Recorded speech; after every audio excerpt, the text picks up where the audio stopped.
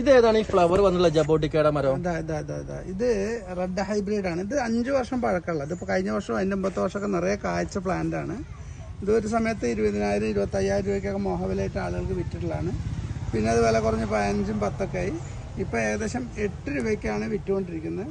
ഈ 5 വർഷം പഴക്കമുള്ള 3 വർഷമായി 2 വർഷമായി കായ്ക്കുന്ന ഈ ജബോട്ടിക്കാബ, 3 വർഷമായി കായ്ക്കുന്ന ഈ റെഡ് ഹൈബ്രിഡ്, ഈ ഇപ്പം നമ്മളെ പുതിയ വില 7,000 രൂപയ്ക്ക് ഇവിടെ വന്നിട്ടുള്ളവർക്ക് കൊടുക്കും. ഡെലിവറി ചാർജ് കൂടും.